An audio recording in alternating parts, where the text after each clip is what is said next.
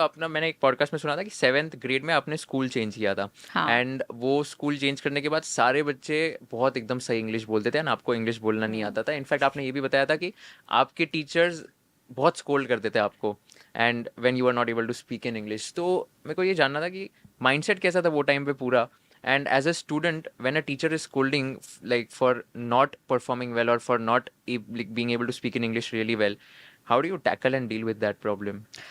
Okay, so class seventh में of course I was really young and school change हुआ तो suddenly पहले जो मेरा स्कूल था वहाँ कोई इंग्लिश में बात नहीं करता था।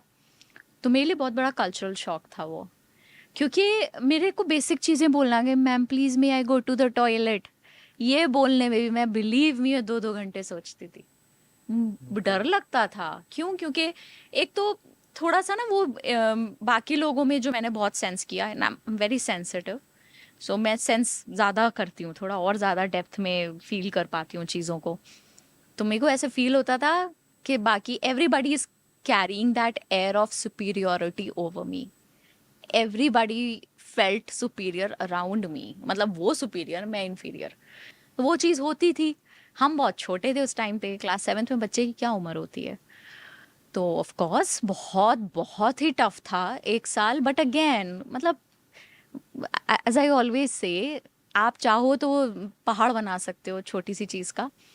अगर आपको खाने को खाना मिल रहा है, पहनने को कपड़े मिल रहे हैं और सब कुछ लाइफ में बेसिक सॉर्टेड हैं, तो आप कंप्लेन नहीं कर सकते। तो मैं कंप्लेन नहीं कर रही। I took it as a challenge. I decided कि भाई, if you don't change, these people are gonna laugh at you forever. And तुम्हारे बचपन के बहुत सुनहरे दिन खराब होने वाले हैं अगर तुमने अपने आप को बदला नहीं। 1 साल लगा मुझे। क्लास एथ में तो भाई कोई मेरे पे अटैक करे तो मैं पलट के अटैक करूं, ऐसा हो गया था फिर। ये चेंज कैसे आया?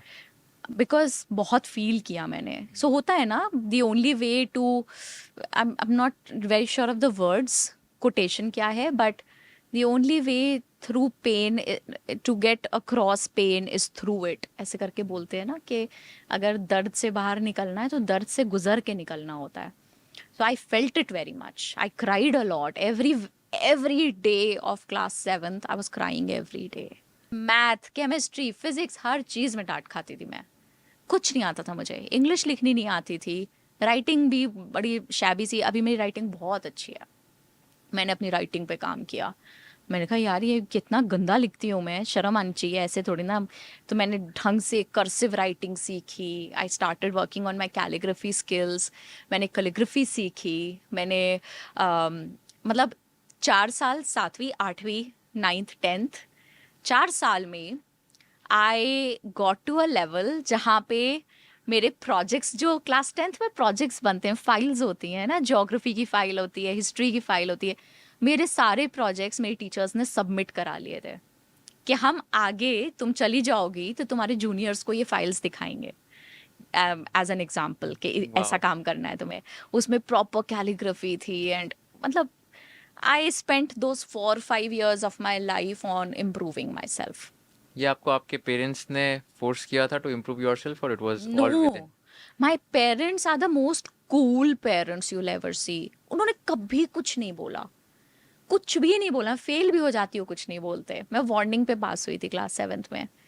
वो वार्निंग हमारे स्कूल में सिस्टम था कि अगर कोई बच्चा नया है तो भाई ऑब्वियसली उसको एडजस्टमेंट के लिए टाइम चाहिए।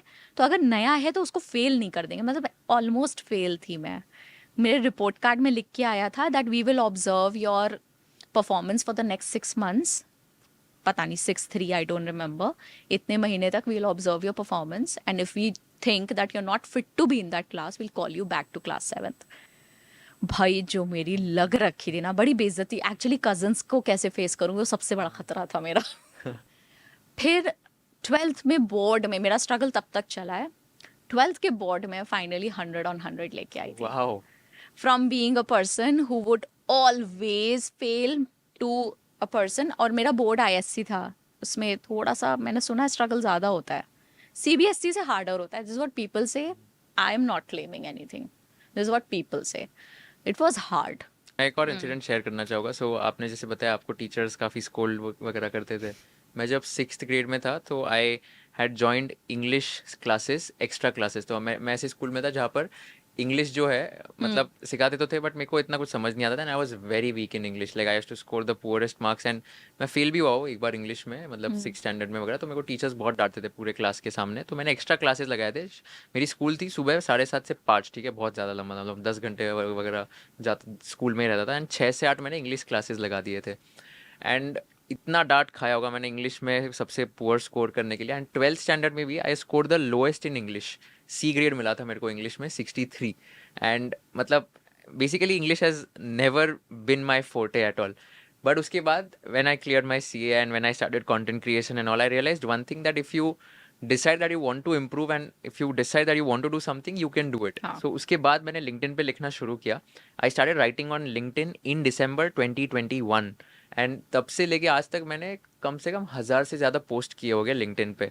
And I see my posts where I had written the first second post, and today when I am writing, like there is a very big difference in the writing skill because of consistency. And again with all due respect and humility, it's like कि अभी 2 books भी लिख दी मैंने, तो एक मेरे CA journey के ऊपर एंड एक अनलॉकिंग यूनिकॉर्न सीक्रेट्स, लाइक मेरे फ्रेंड ईशांत शर्मा के साथ ही, with Penguin India, which is like the best publisher. So all I try to say everyone is that कि ठीक है, भले आपको मतलब कोई भी आपके लाइफ के सर्कमस्टांसेस कैसे भी हो, आगे जाके if you decide to do something, then I think it is possible. Absolutely. If you learned something new from this video, do share it with your friends and subscribe to this channel so that we can bring you the best content possible. Also, if you want to watch this entire episode, click on the link in the description box and you can go to Kushal Lodha YouTube channel and watch the entire podcast episode. Thank you so much for watching this and have an amazing day.